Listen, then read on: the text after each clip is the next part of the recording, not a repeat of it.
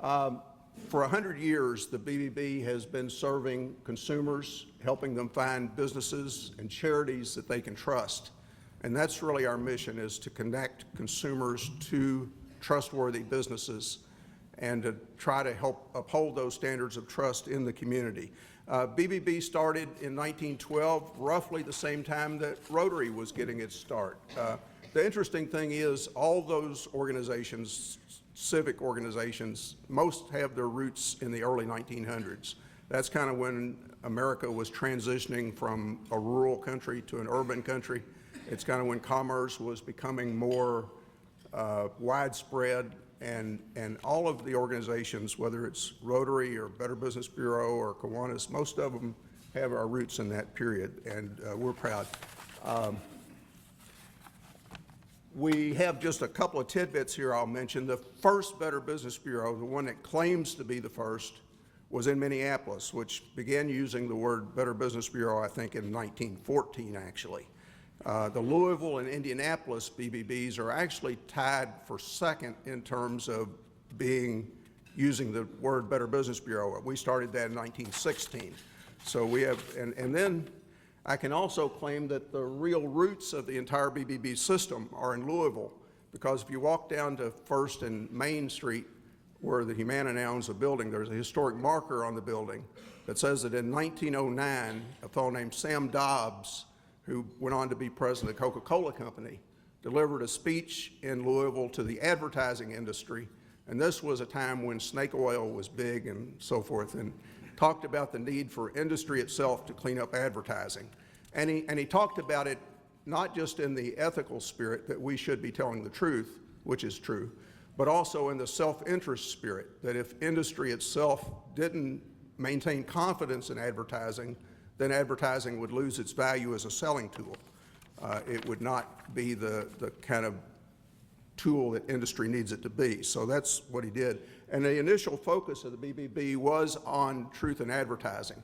What you see there, you can't really read it, but it's the old bait and switch tactic. Supposedly the salesman who was there had run an ad for a vacuum cleaner, $15. He got in the home to demonstrate. He said, this $15 thing is just a piece of crap. It's a used machine. It won't pick up your stuff. But I've got this $85 one that would do just fine. Now, with a little inflation, you're not going to get much of a vac for $85 now, but I gather back then $85 was a pretty good price for a vac. But we had not been around any time really before the BBB became known for exposing scams and schemes of all kinds. The one you see on the screen there is the old, if you will, the $1 million baby thing it's called, but the idea being that there are some shows out there that solicit, you know, the vanity thing, that everybody thinks they have the most beautiful kid in America and will pay a lot of money to showcase their kid. So sometimes schemers take advantage of that. I'm going to walk you through some of the things and some of the people who have said good things about the BBB over the years. I won't read you all these quotes, but 1950, there's a quote from Harry Truman. 1951, Eleanor Roosevelt talked about the BBB as a great friend for consumers. In 1973, Henry Ford II really led the way to form what is today the Council of Better Business Bureaus, which is our national, international, really, U.S. and Canada parent company. But Henry Ford put together the group of business people that established the Council of Better Business Bureaus and sort of said it was necessary to restore confidence of the public in the marketplace. And the Better Business Bureau grew from the ground up, if you will. There were local BBBs before there was a national Better Business Bureau. But as with anything, we needed some national presence. We needed an organization to help establish the brand and assure some consistency in how services were delivered across the country at all the BBBs. So today, the Council of Better Business Bureaus owns the BBB name and logo, and in effect licenses local BBBs to use that name and logo. And we do at times enforce those standards of being sure BBBs are doing what they should do, and had occasion in the past year to do it in a very fundamental way by expelling the Better Business Bureau that serves Los Angeles. Los Angeles is a huge market in the nation, but the BBB there was not doing the work that a BBB should have been doing in a way that the BBB should do it. and it brought some embarrassment to the BBB system, but ultimately we did the right thing and expunged that cancer, I'll call it, because the BBB there needed to be cleaned up. So the council expelled the Los Angeles BBB and is now in the process of establishing a new one. But that shows the importance of a national organization. We also have a quote from Ronald Reagan. Down through the years, Better Business Bureaus have resolutely stayed the course, showing themselves to be the best friends American consumers have ever had. And we have George Bush saying something comparable and Bill Clinton saying something comparable. Today, the Better Business Bureau provides over 140 million instances of service every year. And all of our services are free to consumers, supported by the businesses that are committed to and meet our standards.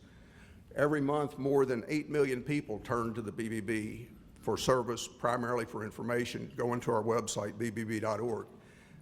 Now, my comment there is 8 million is a lot of people, but it really ought to be 50 million. I still consider us a much underused resource in terms of people taking advantage of the information and the services we offer. Hopefully, as we go through today, you'll see and be able to take better advantage of those. Consumer tips, we have consumer tips on just about every topic, from buying a car to a home improvement contractor to, it says here, zucchini, and I guess we may have consumer tips on, at least on nutrition and so forth. So we also have an iPhone app. So now as the world becomes more mobile, as people don't just look to their computers to check out businesses, you can get this app from the iTunes store, put it on your iPhone, and we're making our websites mobile friendly so that you'll be able to get them on Android phones and other things with great results. You'll see some pictures there. As I say, the BBB is 2,000 professionals at 115 offices around the country. Brianna snuck in a Halloween picture of the BBB staff in Louisville that she put up there. Some of them came to work in their Halloween uniforms, and that adds a little spice.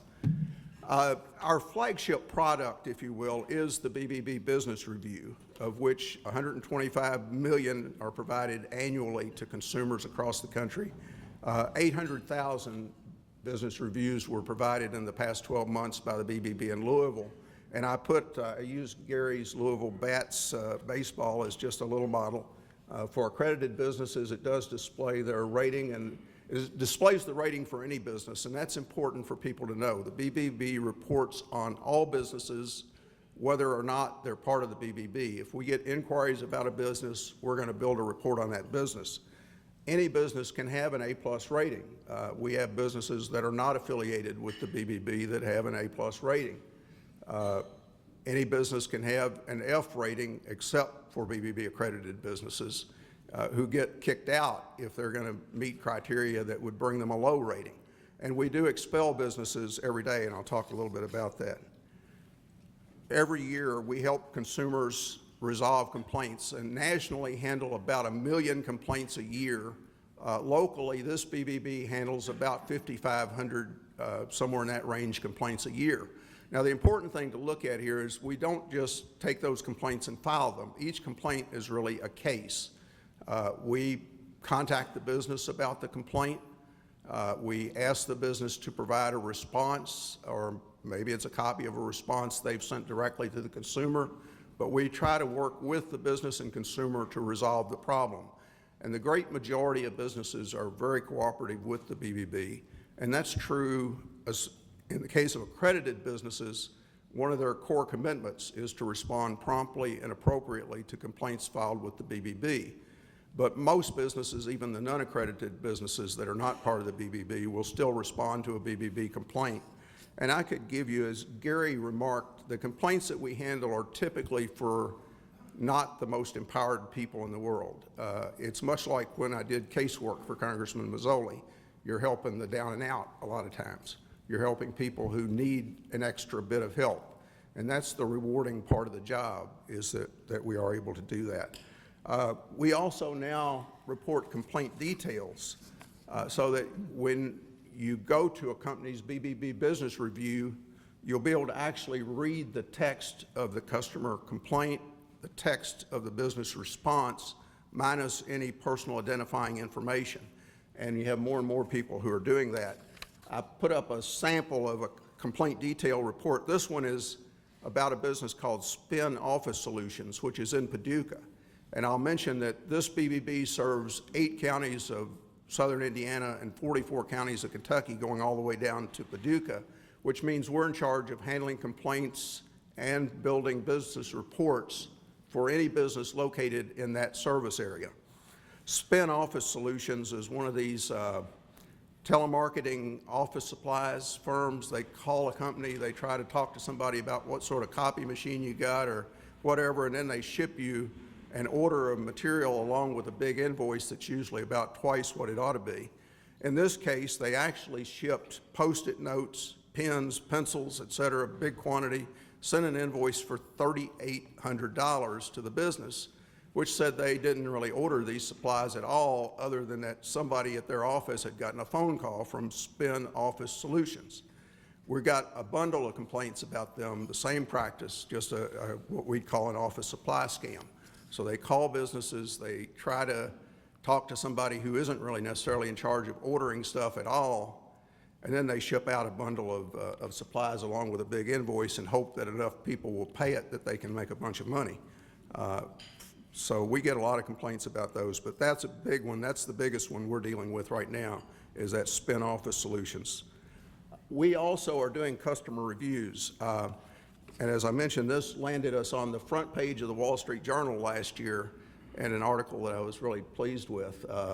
They actually spent a lot of time interviewing, talking with us, sent a photographer in to take a picture, which I jokingly tell people that on the front page of that Wall Street Journal, there was this huge picture of me and Dorothy and Lucy. And up in the corner, there was this little bitty picture of Tim Cook, the new president of Apple. So it obviously shows who was most important that day, right? But no, it was fun, though, to get that story, and it showcased our local BBB. But customer reviews, I'll talk just a little bit about them. It means that now you can go on the BBB website and talk about your experience with a business and have that posted as part of the business's BBB business review. You know, you can do that all over the web now. Google operates customer reviews. Angie's List talks about customer reviews all the time. Yelp is all about customer reviews. There are all kinds of places you can post customer reviews. And the issue for the Better Business Bureau is whether we ought to be in that arena or not. And there are still people in the BBB system who are passionate that we shouldn't be doing that. But we're part of a test with 10 other BBBs that has now been opened up for any BBB that wants to participate. And just to give you some numbers, we're getting 80% positive reviews for BBB accredited businesses, about 18% negative reviews, which are another source of information for us to look at in terms of, is this business fulfilling its duty as a BBB accredited business? Even though we don't handle them like a complaint, they still give us more to look at. And about 2% negative reviews, but almost 4 to 1, better than 4 to 1 positive reviews. And people have told us for years that they wanted more information in our BBB reports than just complaints. And they wanted to see positive information and not just negative information. So customer reviews are a way of doing that. I also did the stats for non-accredited businesses, and there we're getting 64% positive reviews, 34% negative reviews, and 2% neutral. So what it tells me is that just looking at customer review stats alone, that BBB accredited businesses are doing a little better, as they should, as we'd hope they would. But overall, most businesses are doing a pretty good job of serving customers if you're getting 64% positive reviews for non-accredited businesses, so that's a good thing. We also warn people about scams. As I mentioned, you could not answer our phone for an hour any day without talking to 2 or 3 people who are dealing with just a pure scam. And I'm going to briefly talk about some of those. One I was involved with, I worked with Wave Troubleshooter last week on a story regarding this one, U.S. Airlines. It looks like a check. I expect many of you got this check in the mail. $1,350. It says award notification. And so what they're doing when you call the 800 number to find out about these free airline tickets, by the way, there is no U.S. Airlines, it's U.S. Air, but I think they might be deliberately trying to deceive you there a little bit. They want you to come to a presentation which is selling a travel club membership. Now, the interesting thing about travel club memberships is there are at least 5 levels to how they sell these things. There's the company that sends out this mailer, which is to generate leads. And then there's another company which confirms the leads and sets up your appointment. And then there's another company which makes the presentation to sell you the travel club membership. Now, I went to this with the Wave Troubleshooters person, and we sat through 2.5 hours of how valuable this travel club membership could be. You actually can get luxury accommodations pretty much anywhere in the world in a condominium for $199 a week for however many people you want to put in that condominium. Now, you didn't really know that was true, but they said it is. They started out selling that membership for $14,900. That's what they told us the membership normally goes for. But because they're having their grand opening here, it was going to be available that night only for $11,900. Well, then after going through the presentation and talking about all this, they got us into another room and assigned us to an individual sales consultant. And it turned out that the guy who was leading it all went up to the front of the room and said, tonight only, $8,900 for a 4-star membership, $7,900 for a 3-star, that means 3 weeks a year at any place you want to go, and $6,900 for a 2-star. And then the individual consultant decided that we wanted a 3-star, that would be what's right for us in my case. But then they eventually, by the time I left there and took their voucher for the 2 free tickets, which is really worthless, they were going to sell me that travel club membership for $1,900. So the $14,900 had come down to $1,900, and I still wasn't ready to buy because I'm pretty convinced it was pretty worthless.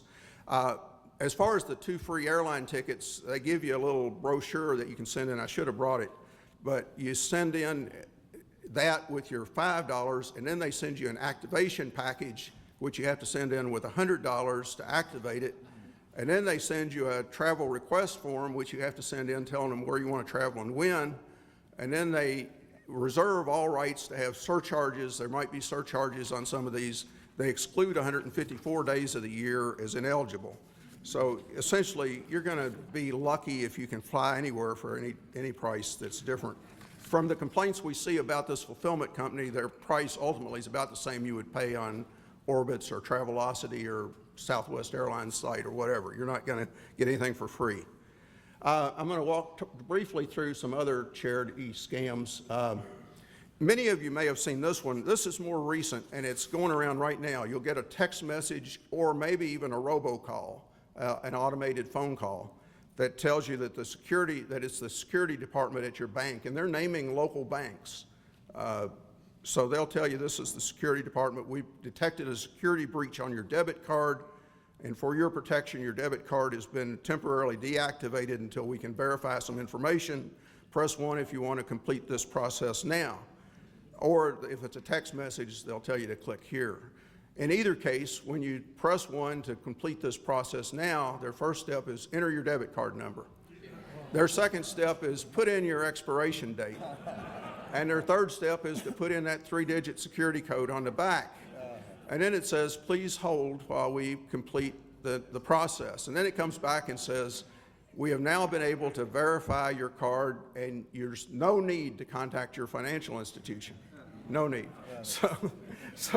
So of course it's a scam when what you've just given them is your number, your expiration date, everything they need to use your debit card. So obviously you'd say, well, it's common sense not to fall for that. But the way they do it is pretty ingenious, saying it's a security breach and they need to verify information and that your card has been deactivated until you do it.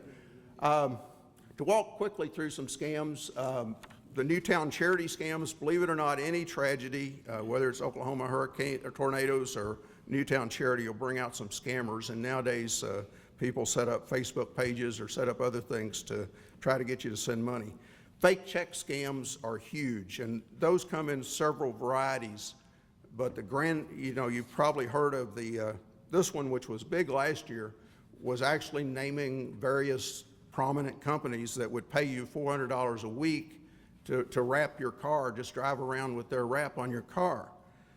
Well, they would send you a check, you know, $2,500 or so, that was supposed to be the first payment, and then they'd want you to wire a big part of that check to, quote, the graphic designer who was going to do the wrap for your car. Well, the bottom line is they're going to steal that money. The check they sent you is bogus. It'll bounce right back out of your bank account. Anytime somebody sends you a check, anytime somebody wants you to wire money, run. Don't wire money, just run away from it, because they're trying to steal your money. And those checks that they send out now, whether it's lottery winnings or mystery shopping scams, they're all counterfeit. They'll deposit fine into your bank account for about 3 or 4 or 5 or 6 days, and then they'll bounce that money back out, and if you wired money, your bank account's going to be overdrawn. I mentioned several other scams here, but they all come in the same nature, and most of them involve counterfeit checks.